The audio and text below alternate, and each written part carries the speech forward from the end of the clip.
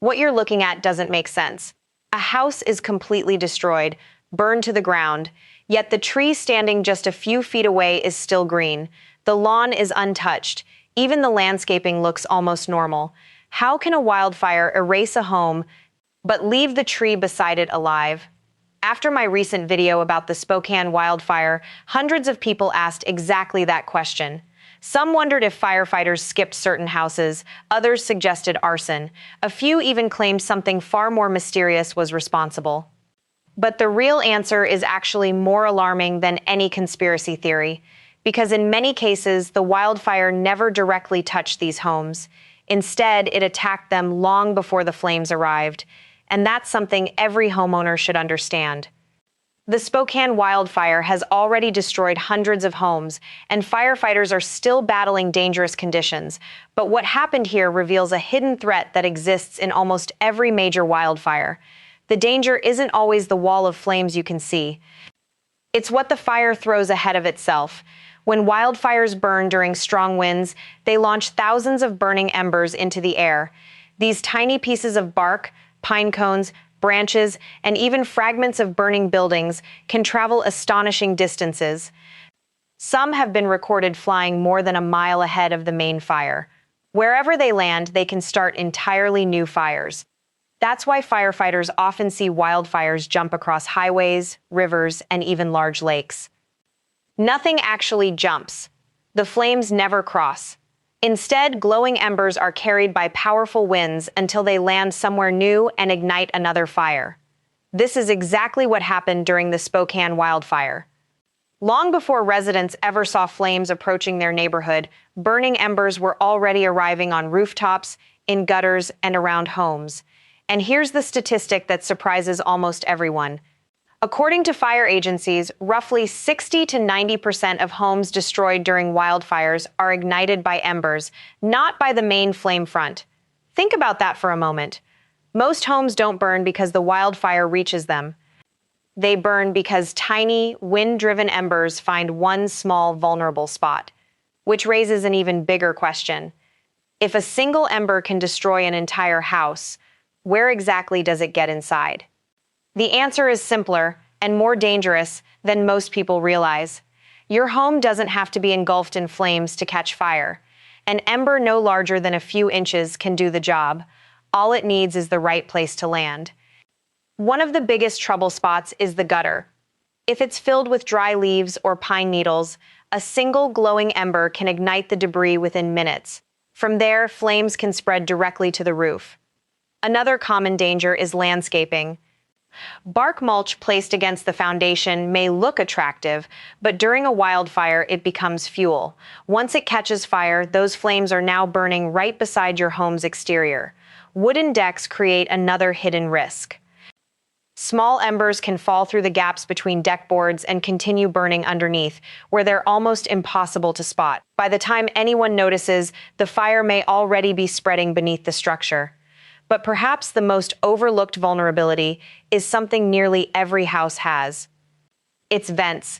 Homes need attic and crawl space vents for ventilation. Unfortunately, those same openings can become entry points for burning embers carried by powerful winds. An ember slips through the vent, it lands on insulation, stored boxes, or dry wooden framing inside the attic. And instead of burning from the outside in, the house begins burning from the inside out. That's why firefighters sometimes arrive at a neighborhood where the yard still looks green, but the house is already fully involved in flames. The fire never started in the yard. It started inside the home. And that explains one of the most confusing images people see after a wildfire. A completely destroyed house, standing beside a perfectly healthy-looking tree. At first glance, it seems impossible. Surely the tree should have burned first. But trees and houses behave very differently in a wildfire. A healthy living tree contains an incredible amount of moisture. Much of its weight is actually water. Before that tree can ignite, the fire has to boil off all of that moisture first, a process that takes time.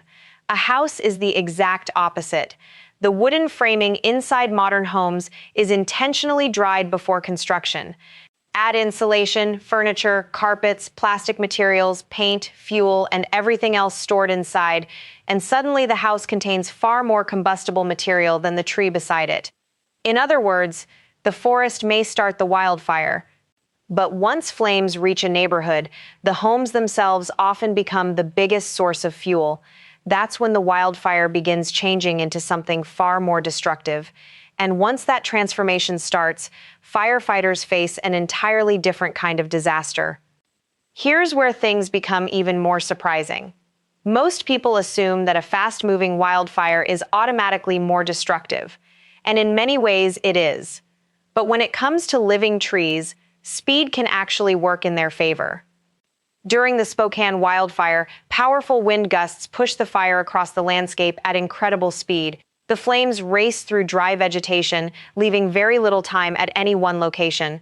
Firefighters call this the residence time, the amount of time flames remain in one spot. For a healthy tree, that time matters. Living trees contain so much moisture that they need prolonged heat before they can fully ignite. If the flames pass quickly, the bark may be scorched and the lower branches may turn brown, but the tree often survives. That's exactly why you'll sometimes see green trees standing in neighborhoods where almost every home has burned. The fire touched them, it just didn't stay long enough to consume them. Homes are a completely different story. Remember those embers we talked about earlier? They don't follow the wildfire's schedule. An ember can land on a roof or inside an attic long before anyone notices it. It may sit there, quietly smoldering for 20, 30, or even 40 minutes before bursting into flames. By that point, the main wildfire may already be hundreds of yards away. That's why firefighters sometimes believe they've saved a neighborhood, only to watch houses begin burning one after another hours later. The wildfire has moved on, but the embers stayed behind. And then something even more dangerous begins. Once one house becomes fully involved, it stops behaving like part of a wildfire. Instead, it becomes a massive fuel source. A burning home produces intense radiant heat for hours, not just seconds. That heat can ignite the neighboring house without the original wildfire ever reaching it.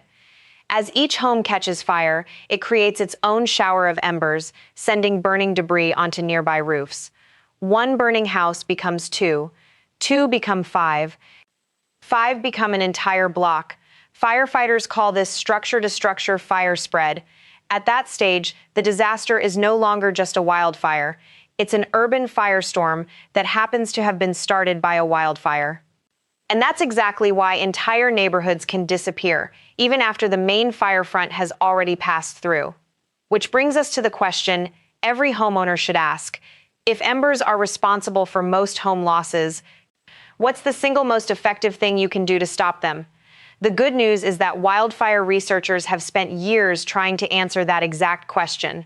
And one experiment changed the way many fire experts think about protecting homes. The Insurance Institute for Business and Home Safety, known as IBH, built a full-scale testing facility capable of recreating realistic ember storms. Instead of relying on computer models, they built actual houses and exposed them to thousands of wind-driven embers under controlled conditions. For one test, researchers constructed a building with two very different sides. One side represented an older, more vulnerable home. It had combustible siding, vinyl gutters, bark mulch around the foundation, and other common features found in many neighborhoods. The other side was designed using wildfire-resistant materials. It had non-combustible siding, metal gutters, upgraded windows, and perhaps most importantly, a clean 5-foot area surrounding the home. Then they released the same ember storm against both sides. The results were dramatic. Within just a few minutes, embers landing in the bark mulch on the vulnerable side started small flames. Those flames spread to the siding, then to the roofline. Eventually, they reached the attic. In a surprisingly short time, that side of the structure was completely lost. The wildfire-resistant side faced the exact same conditions, the same wind, the same embers, the same amount of heat. But it survived. The biggest difference wasn't the size of the fire, it was what surrounded the first 5 feet of the home. Fire experts call this area Zone Zero. And many now consider it the most important defensive space around any house in a wildfire-prone region. The idea is simple. Remove anything that can easily burn within 5 feet of your home. Replace bark mulch with gravel, stone, or bare soil. Keep gutters free of leaves and pine needles. Avoid storing firewood, cardboard, propane tanks, or other combustible materials against exterior walls. If you have a wooden deck, keep the area underneath it clean. And if possible, upgrade attic and crawl space vents with ember-resistant screens that reduce the chances of burning debris entering the home.